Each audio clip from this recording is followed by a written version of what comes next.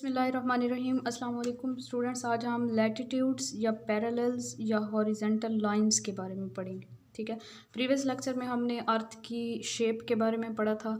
वहाँ पे हमने इक्वेटर की भी बात की थी। तो इक्वेटर जो है वो ईस्ट से वेस्ट पे या वेस्ट से ईस्ट साइड पे जो है हम एक स्ट्रेट लाइन ड्रा करते हैं। वो एक इमेजिनरी लाइन होती है जो कि 0 डिग्री पे प्रेजेंट होती है, और उसको हम क्या कहते हैं, उसको हम लैटिट्यूड कहते हैं या हॉरिजेंटल लाइन कहते हैं।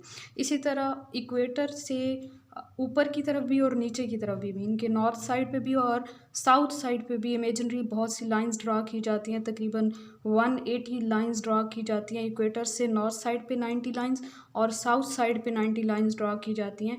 उनको हम हॉरिजेंटल लाइंस या पैरेलल लाइंस या लैटिट्यूड्स कहते हैं। ठीक है, यहाँ पे जैसा कि आप लोगों को नज़र आ रहा है कि ये अर्थ की शेप है और इसके ऊपर वेस्ट टू ईस्ट एक स्ट्रेट लाइंस आपको कुछ नज़र आ रही हैं। इनको हम हॉरिजेंटल या लैटिट्यूड्स कहते हैं, हॉरिजेंटल लाइंस या पैरेलल लाइंस या पैरेलल्स कहते हैं।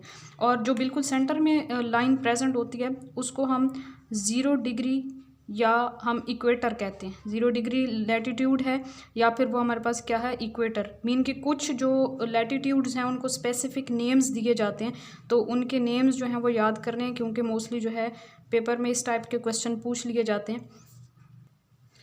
टोटल जो स्ट्रेंथ है हमारे पास लैटिट्यूड्स की वो होती है 180। ठीक है, इक्वेटर 0 डिग्री पे प्रेजेंट होता है। इक्वेटर से ऊपर भी 90 लाइंस प्रेजेंट होती हैं। मीन कि इक्वेटर से आगे 1 डिग्री वाली लाइन होगी, फिर 2 डिग्री की लाइन होगी, फिर 3 डिग्री की चलते चलते फिर 23.5 या 23.5 डिग्री की लाइन आ जाती है। फिर आगे इसके चलते जाएं तो 66.5 डिग्री को मैंने यहाँ पे स्पेसिफाई की है। और इस तरह करते करते 0 डिग्री से लेकर यहाँ तक 90 लाइंस जाती हैं नॉर्थ पोल तक। और इसी तरह साउथ पोल की तरफ मूव करते हैं तो 0 डिग्री की लाइन, फिर 1 डिग्री की, 2 डिग्री की, 3 डिग्री की, जो इम्पॉर्टेंट लाइंस हैं जो कि जिनका यूज़ हमने देखना है और जिनके बारे में क्वेश्चन आ सकता है, उनको मैंने यहाँ पे स्पेसिफाई किया। नॉर्थ साइड पे अगर मूव करें इक्वेटर से तो 23.5 डिग्री वाली जो लाइन है उसका एक स्पेसिफिक नेम दिया जाता है, ट्रॉपिक ऑफ कैंसर। और साउथ साइड पे मूव करें इक्वेटर से तो 23.5 डिग्री वाली जो लाइन है उसको ट्रॉपिक ऑफ कैप्रिकॉर्न का नेम दिया जाता है। और नॉर्थ साइड पे मूव करें इक्वेटर से 66.5 डिग्री वाली लाइन को आर्कटिक लाइन या आर्कटिक सर्कल कहेंगे। और 66.5 degree toward south of equator is Antarctic line और एंटार्कटिक सर्कल। ठीक है, वैसे तो ये सारी लाइंस सर्कल की फॉर्म में ही होती हैं, क्योंकि हमें पता है कि जो अर्थ है उसकी शेप कैसी होती है, वो एक ग्लोब है, मीन कि एक स्फेयर है। तो अगर हम कहें कि यहाँ से जो है वेस्ट से ईस्ट पर हमारे पास जो है वो 0 डिग्री पे इक्वेटर प्रेजेंट है, तो हमें पता है कि इक्वेटर जो है वो अर्थ के आगे की तरफ अगर है तो वो पीछे की तरफ भी प्रेजेंट होगा। तो ये एक सर्कल बन रहा है पूरा। इसी तरह ये जो सारी लाइंस हैं ये लाइंस नहीं हैं बल्कि ये सर्कल्स हैं, हम वैसे इनको लाइंस भी कह देते हैं। तो ये कुछ स्पेसिफिक नेम्स हैं, कुछ स्पेसिफिक लाइंस हैं जिनके नेम जो है वो आप लोगों ने याद कर लेने। अभी हम लोग लैटिट्यूड्स का कॉन्सेप्ट पढ़ रहे हैं या पैरेलल लाइंस का, फिर हम लॉन्गिट्यूड का कॉन्सेप्ट पढ़ेंगे। तो लॉन्गिट्यूड लाइंस जो होती हैं वो नॉर्थ और साउथ पोल को इस तरह करके जो है वो ड्रा की हुई हैं, इमेजिनरी लाइंस हैं, नॉर्थ और साउथ पोल पे मीट हो रही होती हैं। ठीक है, तो वो इस तरह वाली लाइंस होती हैं। और लैटिट्यूड्स को आपने वैसे याद रखना है कि लेटी हुई लाइनें या पैरेलल, इसलिए इनको कहते हैं कि ये इक्वेटर के पैरेलल मूव कर रही होती हैं, तो इसलिए इनको पैरेलल लाइंस कहते हैं। ठीक है, और जो लॉन्गिट्यूड वाली बात मैं कर रही थी वो इसलिए कर रही थी कि जो जिस तरह इक्वेटर 0 डिग्री पे प्रेजेंट है, मीन के लैटिट्यूड्स में जो मेन लाइन है, जो सेंटर में जो लाइन है उसको हम इक्वेटर कहते हैं। इसी तरह जो लॉन्गिट्यूड लाइंस हैं वहाँ का जो सेंटर में जो लाइन प्रेजेंट है उसको प्राइम मेरिडियन या फिर उसको GMT कहते हैं।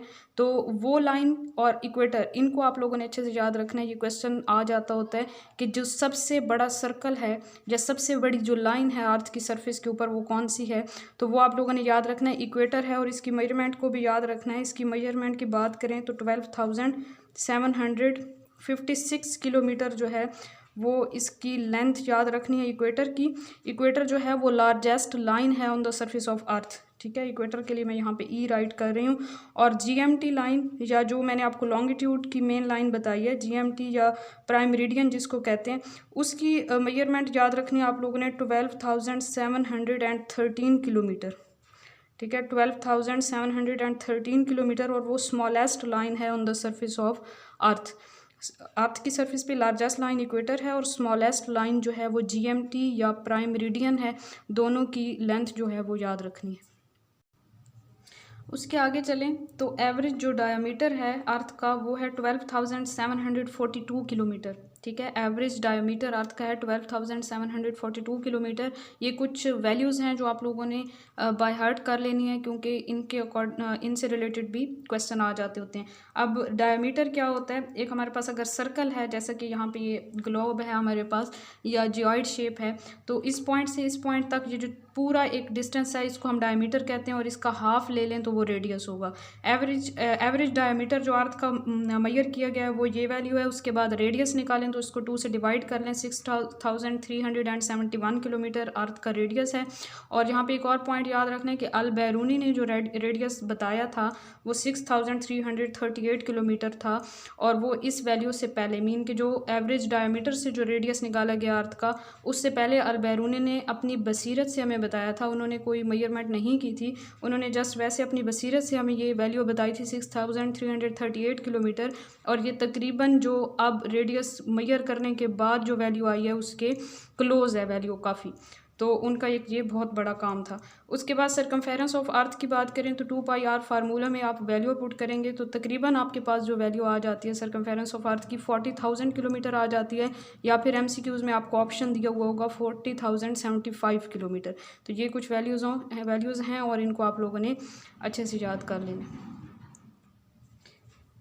लैटिट्यूड्स के यूज़ की बात करें तो इन लाइंस से क्या चीज़ मालूम की जा सकती है, तो स्टूडेंट्स इनसे लोकेशन मालूम की जा सकती है, किसी कंट्री या किसी सिटी या फिर किसी एक प्लेस की लोकेशन मालूम की जा सकती है। टेम्परेचर मालूम किया जा सकता है किसी कंट्री का, और लोकेशन या डिस्टेंस हम कह सकते हैं, दो प्लेसेस के दरमियान डिस्टेंस मालूम किया जा सकता है, या डायरेक्शन मालूम की जा सकती है किसी कंट्री या किसी सिटी की या किसी स्पेसिफिक पॉइंट की, किसी प्लेस की, और टेम्परेचर भी मालूम किया जा सकता है। ठीक है, तो ये मेन जो है इन लाइंस का यूज़ है।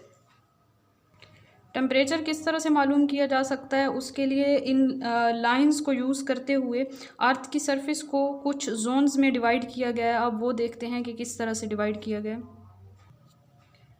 टेम्परेचर जोन्स को भी अच्छे से आप लोगों ने याद करना है।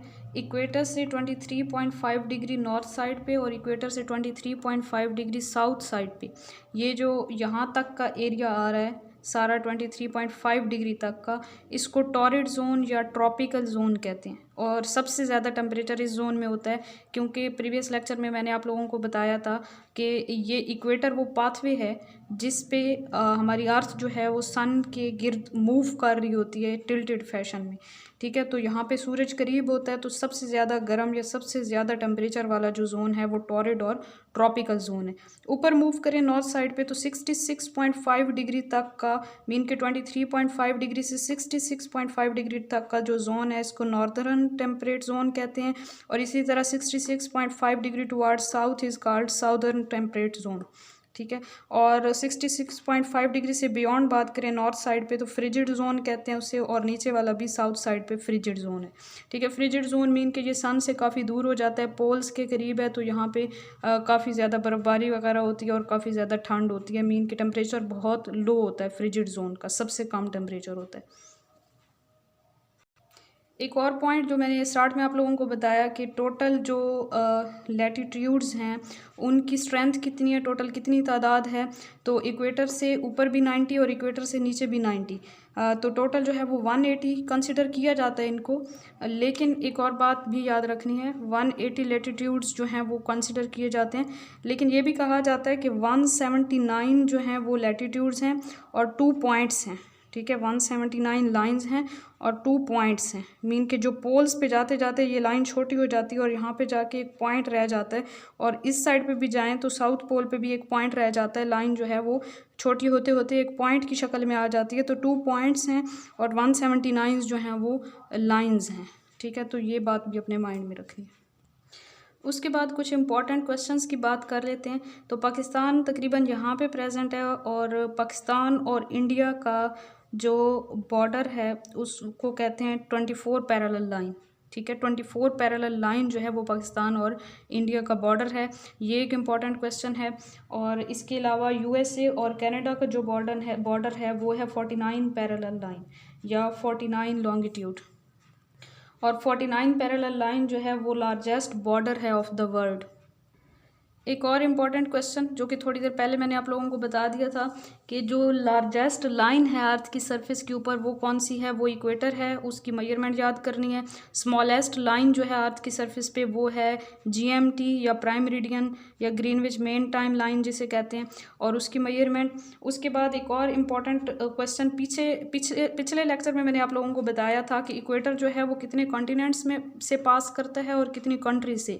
तो ये आंसर आप लोगों ने मुझे कमेंट में बताना है कि इक्वेटर कितने कॉन्टिनेंट से पास करता है और कितनी कंट्रीज से पास करता है, ठीक है। उसके बाद एक क्वेश्चन और आ जाता है कि इक्वेटर जो है वो कौन से कॉन्टिनेंट से पास नहीं करता।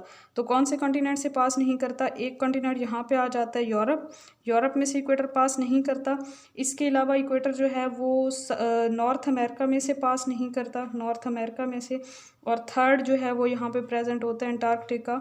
ये 3 कॉन्टिनेंट्स हैं जिनमें से इक्वेटर पास नहीं करता। एक और इम्पॉर्टेंट क्वेश्चन कि कौन सी कंट्री है दुनिया की, वो कौन सी सिटी है जिसमें से 2 पैरेलल लाइंस या 2 लैटिट्यूड्स पास करते हैं। सिटी नहीं है, कंट्री है। तो वो साउथ अमेरिका जो कॉन्टिनेंट हमने पढ़ा था वो यहाँ कहीं होता है, इधर प्रेजेंट होता है। तो उसकी एक सिटी है ब्राज़ील जिसमें से 2 पैरेलल लाइंस पास करती हैं। साउथ अमेरिका की एक कंट्री है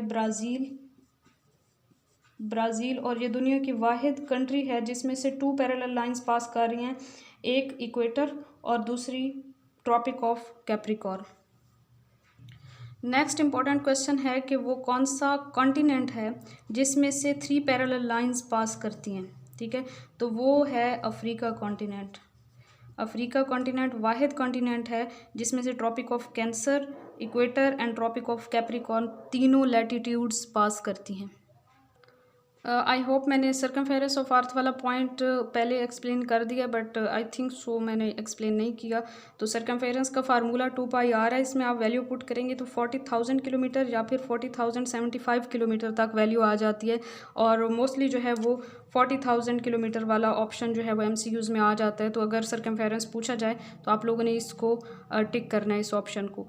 ये आज का लेक्चर था और इंशाल्लाह नेक्स्ट लेक्चर में हम लोग ये देखेंगे कि लोकेशन किस तरह से कैलकुलेट की जाती है लैटिट्यूड को यूज़ करते हुए।